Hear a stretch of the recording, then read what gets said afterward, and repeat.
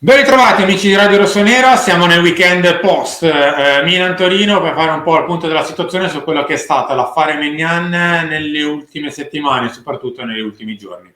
La scorsa settimana ci sono rincorse un po' di voci, vocine, vocette su quello che è stata l'evoluzione di Mike anche nelle ultime settimane. Sembrava potesse essere a disposizione per Milan-Tottenham e invece sembra che il suo, chiamiamolo calvario, ma insomma la sua sosta ai box possa essere ancora più lunga. Ci ritroviamo come sempre accade ai noi, cioè ai noi meglio, oppure no, valutate voi, con il dottor Marco Marano. Marco, ben ritrovato. Ben ritrovati, grazie per l'invito. Doc, la situazione purtroppo a tempi, diciamo così, scanditi, ogni 20-25 giorni ci troviamo qui a chiederti conto dell'infortunio di Maignan, che sembra non avere fine, purtroppo.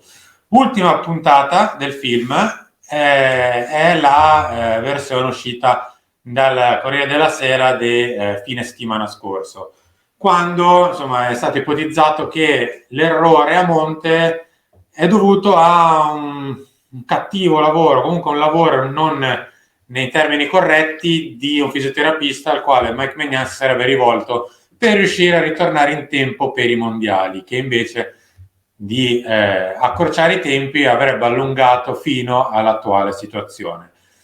Pensi possa essere un'ipotesi corretta? Pensi che un problema nato addirittura in autunno, quindi verso il mese di ottobre, possa essere ancora causa dei suoi mali?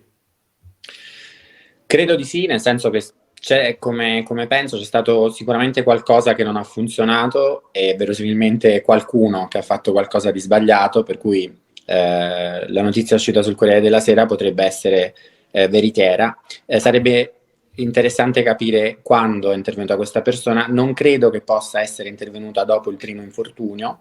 Ritengo piuttosto che probabilmente possa essere la causa della seconda parte, diciamo così, degli infortuni di Mike, quindi quando magari era vicino al rientro, potrebbe aver provocato un danno, una rilesione in quella fase, perché in realtà i tempi sono molto lunghi, quindi ritengo che probabilmente ci sia stata una rilesione, un nuovo problema negli ultimi mesi, e potrebbe essere che questa figura possa essere intervenuta in quella fase, quindi quando lui era in fase di convalescenza dopo il primo infortunio, e quindi potrebbe aver provocato un nuovo danno in quel periodo lì. Ma la domanda che in tanti si stanno facendo è legata a questa ormai famosa cicatrice che sul soleo di Maignan stenta a chiudersi definitivamente. Te l'avevamo già chiesto, ma in realtà purtroppo essendo ancora così, te lo devo purtroppo richiedere. Gli esami dell'ultimo periodo dicono che è in miglioramento, ma ancora non si è chiusa. Ma dipenderà dai carichi di lavoro, da come risponderà appunto il muscolo, se si potrà andare avanti oppure no. Mi spieghi quest'ultima faccenda, ovvero la cicatrice non è ancora del tutto ok. I carichi di lavoro faranno vedere se si potrà andare avanti o meno e da lì capire quando e come rientrerà Mike. Sì.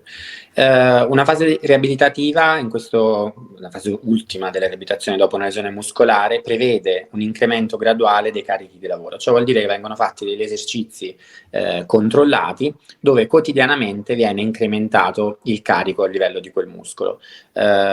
Questo è molto importante perché da una parte è proprio l'incrementare il carico di lavoro che aiuta il muscolo a guarire, dall'altra parte l'incremento del carico di lavoro consente di verificare se il soggetto durante quella fase ha ancora dei sintomi. Probabilmente il problema è che nel momento in cui si vanno a incrementare i carichi, lui non è ancora a posto dal punto di vista dei sintomi, e questo fa sì che dal punto di vista riabilitativo si torni a fare di nuovo lo step precedente, e quindi si ritorni al carico antecedente a quel tipo di lavoro ultimo che si è fatto. Questo può succedere, ci sono dei casi in cui accade. È ovvio che noi qua però parliamo di una situazione di 6 mesi, e oggettivamente anche in letteratura sono casi molto molto molto rari, quindi è molto difficile andare a interpretare questa situazione anche dal punto di vista fisiologico. Quello che da medico dello sport che posso pensare è appunto che ci siano state varie lesioni, varie ricadute in questo periodo che possono essere secondo me l'unica spiegazione che può portare a dei tempi così lunghi, altrimenti secondo me non c'è una spiegazione che possa portare ad un periodo di inattività di 6 mesi dopo una lesione. Ma infatti quello che in tanti, no, si sono chiesti, anche i tifosi, è proprio questo, cioè la lunghezza del periodo. È lunghissimo, anche se fosse andato male un'eventuale accelerazione di recupero con il fisioterapista apposito di cui parlavamo prima, però è veramente troppo. E questo è un po' che non è chiaro. Sì, questo non è chiaro nemmeno per me che seguo tutti i giorni questi tipo di problematiche, quindi è davvero difficile capirlo. Quello appunto, come ho detto, quello che mi viene da pensare è che ci siano state, ovviamente c'è stato da qualche parte probabilmente un errore o qualcosa che ha determinato una rilesione. È chiaro che sappiamo anche che le rilesioni, le ricadute richiedono sempre dei tempi più lunghi per guarire rispetto alla lesione iniziale, e probabilmente mettendo insieme la prima lesione, che era quella al gemello mediale, poi la lesione al soleo e poi un'eventuale terza lesione, è l'unico modo che secondo me ci può far arrivare a delle tempistiche così lunghe. È ovvio che dopo, quando nei comunicati si parla di appunto avere un po' di precauzione e aspettare come reagisce il muscolo ai carichi di lavoro, questo lo si fa perché ovviamente dopo 3 lesioni si vuole probabilmente evitare che se ne abbia una quarta, e quindi si va veramente con i piedi di piombo. Quello che posso dire è che secondo me tutte le tempistiche di recupero che vengono ipotizzate sono tutte non dico, insomma, un po' campate in aria, nel senso che è impossibile in un quadro di questo tipo poter definire un tempo di recupero chiaro. L'evoluzione è proprio un'evoluzione giorno per giorno, day by day, si va proprio a considerare ogni giorno come reagisce l'atleta al lavoro che è stato fatto il giorno prima, e in base a quello si decide il lavoro quotidiano da fare. Se l'atleta ha subito, diciamo così, il lavoro del giorno precedente, non si passa allo step successivo, che è quello di incrementare ulteriormente i carichi di lavoro. Ed è quello che sicuramente staranno facendo. E in un quadro di questo tipo è impossibile poter definire un tempo di recupero esatto. Quindi tutte secondo me, le tabelle che leggiamo purtroppo non sono veritiere, non si basano su qualcosa di scientifico.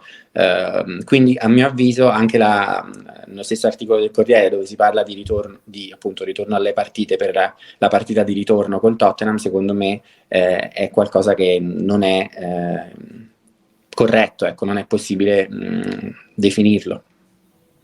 L'ultimissima cosa che ti chiedo, Doc, è su appunto, una volta che viene, diciamo così, dichiarato clinicamente guarito, Mike è comunque un atleta che è stato fermo 5-6 mesi, forse anche di più.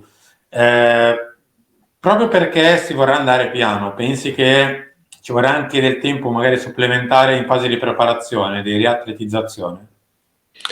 Allora, l'ultima fase di riabilitativa normalmente già prevede una parte di riatletizzazione, per cui lui nell'ultima fase riabilitativa, in cui sarà possibile incrementare i carichi di lavoro, parallelamente farà già un percorso di riatletizzazione, per cui nel momento in cui normalmente sarà guarito dal punto di vista medico, lui avrà già fatto una buona fase della riatletizzazione, perché normalmente viene gestito così il post infortunio negli atleti. Quindi non credo che dopo ci sarà bisogno di una fase molto lunga di riatletizzazione, perché appunto, come detto, la prima fase sarà già fatta durante la riabilitazione. Quindi no, non credo. Secondo me appunto la chiave è capire quando potrà ricevere l'ok da parte dei medici per poter riprendere a fare un allenamento completo al 100%, e su questo purtroppo a mio avviso le tempistiche sono assolutamente un'incognita. Infatti purtroppo noi spesso lo diciamo anche ai nostri ascoltatori che è inutile mettere dei cerchi rossi sul calendario per il suo rientro, no? Sperare in quella partita, perché sembra veramente una cosa poco prevedibile. Nel bene e nel male, tra l'altro. Sì, no, bravo, nel bene e nel male, si sono d'accordo. Nel senso, non c'è purtroppo in una fase di questo tipo, non c'è nessun tipo di valutazione né dal punto di vista di un esame strumentale né dal punto di vista clinico, nessuna valutazione che noi possiamo fare per poter definire una tabella, è proprio una valutazione day by day, dove ogni giorno si va a valutare soggettivamente, clinicamente lo stato del muscolo, e in base a quello si decide quel giorno che tipo di carichi di lavoro fare. È la cosa più complessa nella gestione di un atleta, anche perché questo determina poi anche a livello sia dello stesso atleta, ma anche a livello tecnico, delle problematiche importanti, perché ovviamente non sapere quando può rientrare a giocare è qualcosa che crea un disagio sia a lui, sia alla squadra, sia a noi tifosi, tutti quanti. Però purtroppo questa è una condizione, è una situazione nella quale purtroppo siamo in questa condizione. E quindi, come hai ragione, anche secondo me tutte le tabelle, tutto ciò che leggiamo, non dobbiamo dargli tanto peso, perché purtroppo nessuno in questo momento, nemmeno chi lavora con lui tutti i giorni, ha un'idea di quando potrà rientrare. Ringrazio il Doc Marco Marano, grazie mille Doc per essere stato qui con noi ancora una volta. Speriamo di ritrovarci, ma no, non ti dico per un altro no, però almeno per chiudere il discorso. Magari quando rientra per la bella notizia. Esattamente. Grazie ancora. Grazie a voi, buona serata.